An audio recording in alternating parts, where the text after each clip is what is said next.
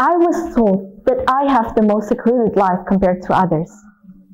Waking up to the sounds of doors being savagely knocked rather than the unending sound of an alarm.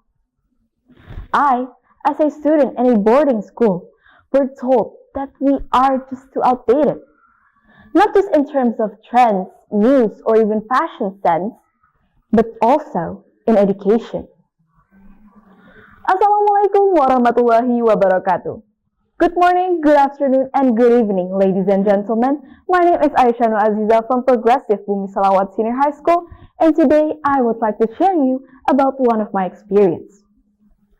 When I was on holiday after my graduation, I hung out with a friend who I'm close with.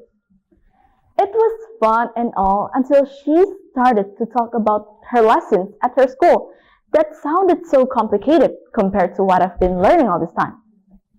But yet, when I listened to her even more, I noticed something different. Her school does indeed offer modern and digital learning, but it lacks the discipline and moral values that conducts usually have. At that moment, I realized something. The real challenge on our education is not just about who has better access on technology, but how should we balance moral values and digital implementation. That is why, in the next 20 years, the world that I have always dreamed of is where each students are not forced to choose between tradition or technology. It is a world where both could coexist, preparing each young generation to be a great leader in Indonesia's golden age. Looking back to our main problem, traditional and remote school are often left behind with less resources.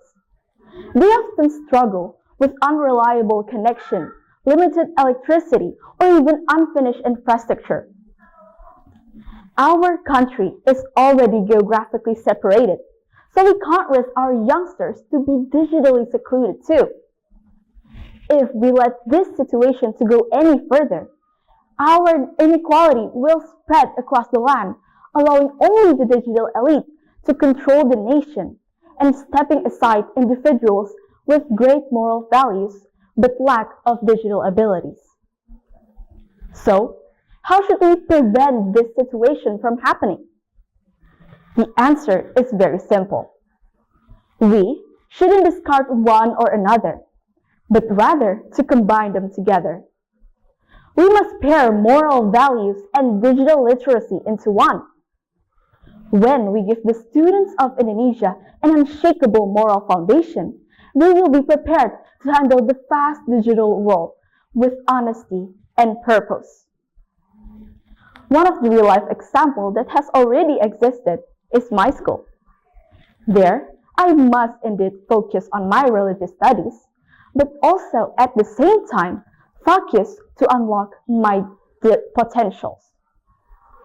Standing in front of you all here proves that a santri could also walk the same path just like any other students, regardless of the different methods of studying. In the world that I have dreamed of in 20 years must be Indonesia in the future. A future where education is unlimited regardless of the geographical conditions or tradition that was passed down on generation and is strengthened by technology.